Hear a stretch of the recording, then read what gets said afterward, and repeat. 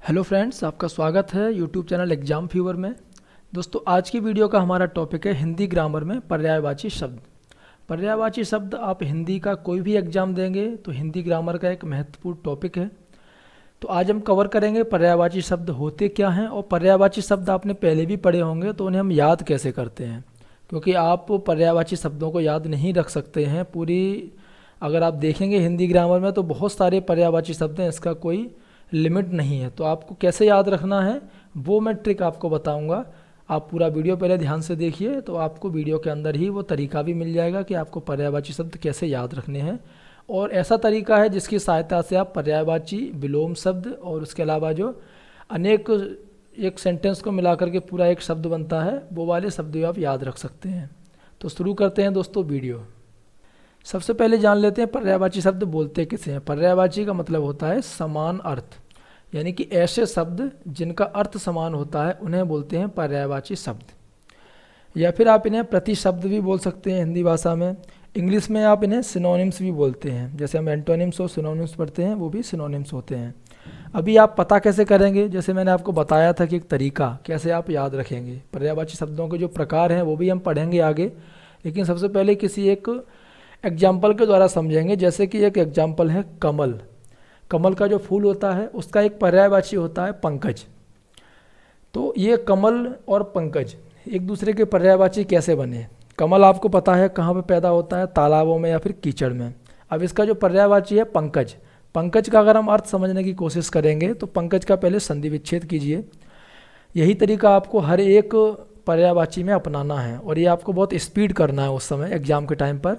यह अभी मैं स्लो स्लो बता रहा हूँ। पंकज का संधि विच्छेद क्या होगा, पंक प्लस ज। पंक मीन्स होता है कीचड़ और जा मीन्स होता है पैदा होना या फिर उत्पन्न होना। तो कीचड़ से जो उत्पन्न हुआ है वो है कमल। लेकिन कीचड़ से तो बहुत सारी चीज़ें उत्पन्न होती हैं, जैसे कि कीचड़ में घोंघा भी होता है, केकड़ा भी होता है, शैवाल होते हैं, जंगली घासें भी होती हैं। क्या वो सभी कमल के पर्यायवाची होंगे? तो ऐसा नहीं है। यहाँ पर सिर्फ बात हो रही है वनस्पति के बारे में। तो अगर हम और बहुत सारे उसके पर्यायवाची को समझेंगे, जैसे एक और पर्यायवाची है उसका सरोज।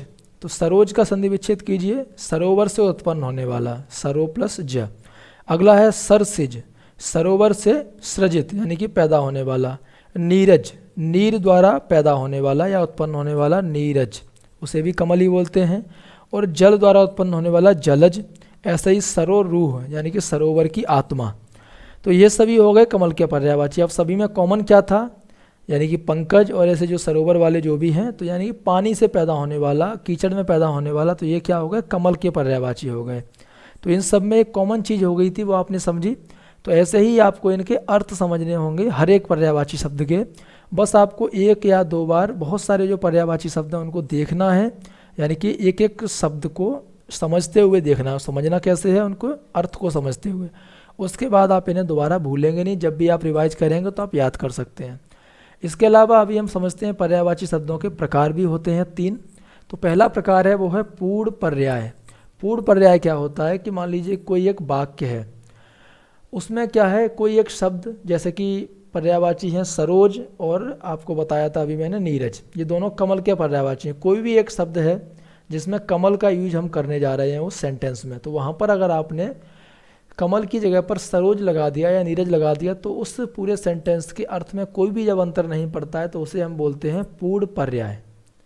और इसका दूसरा प्रकार जो है उसके बोलते हैं पूर्ण पर्याय। तो इस प्रकार में क्या होता है पर्यायवाची शब्दों में कि जब कोई एक शब्द है वही सिर्फ यूज हो सकता है किसी भी एक विशेष काम के लिए, और अगर हम उस दूसरे पर्यायवाची शब्द को उस शब्द की जगह पर यूज कर लेंगे तो वहाँ पर एक दूसरा ही अर्थ आ जाएगा उस सेंटेंस का। तो वहाँ पर होता है पूर्ण पर्याय। जैसे कि अगर आपको पूछा जाता है खाना खा लिया या आपको पूछा जाता है खाना निगल लिया, तो दोनों में ही बहुत अंतर है, समझने में बहुत अंतर है, लेकिन दोनों का मतलब तो सेम है कि खाना पेट के अंदर गया।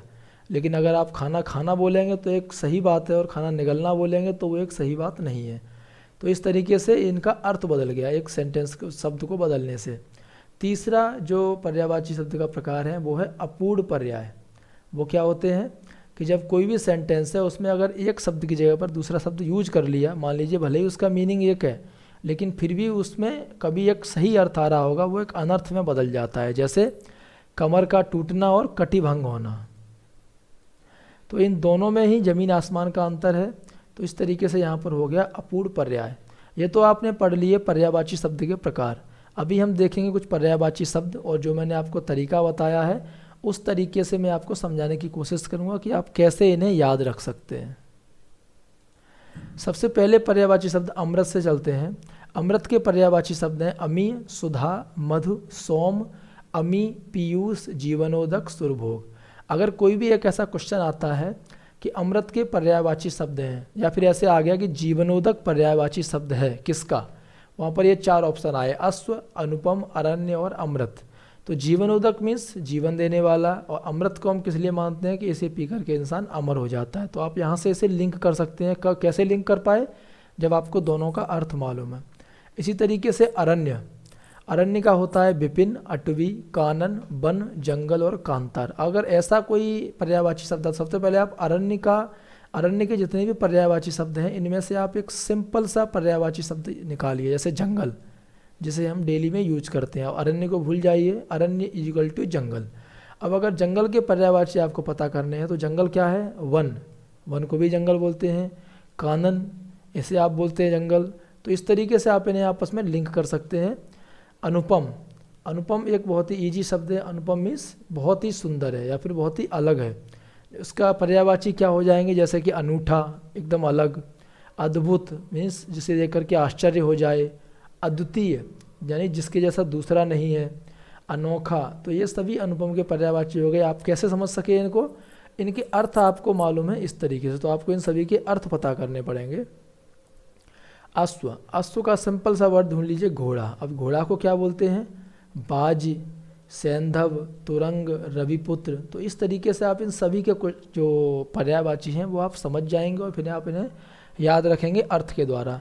लेकिन करना क्या है आपको इसके लिए, आपको इसके लिए बहुत सारे पर्यायवाची शब्द आपकी जो बुक में हैं, बहुत सारे, उनको आपको बार बार पढ़ना है। और उनको कैसे पढ़ना है, उनमें जो क्वेश्चंस हैं उनके अर्थ के अनुसार पढ़ना है, तो आप इन्हें बड़ी आसानी से याद रख सकेंगे। अभी कुछ पर्यायवाची हैं असुर। आपको पढ़ना कैसे है, जैसे असुर के पर्यायवाची हैं दानव, धनुज, निशाचर, राक्षस, रजनीचर, निशिचर और देवार। हो सकता है कि आपको सभी के अर्थ ना मिल पाएँ, लेकिन फिर भी कुछ के तो अर्थ निकाल सकते हैं। निशाचर, निशा मीन्स होता है रात, रात को जो चरने वाले यानी कि विचरण करने वाले। राक्षस आप समझते हैं राक्षस कौन होते हैं, उन्हें असुर बोलते हैं। दानव और रजनीचर, रजनीचर मीन्स रजनी मीन्स रात, रात को रात्रिचर होते हैं जो।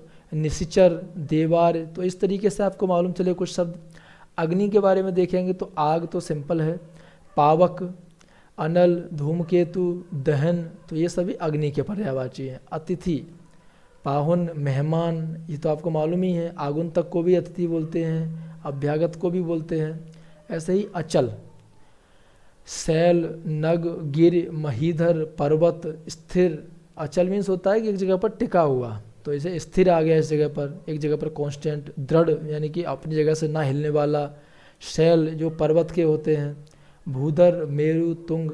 तो ऐसे करके आपको बहुत सारे जो पर्यायवाची शब्द हैं वो आपको पढ़ने हैं, अर्थ के साथ पढ़ने हैं। थोड़ा देर लगेगी, उसके बाद आप जब बार बार पढ़ेंगे आप, तो वो अर्थ आपके दिमाग में ऑटोमेटिक रहेगा।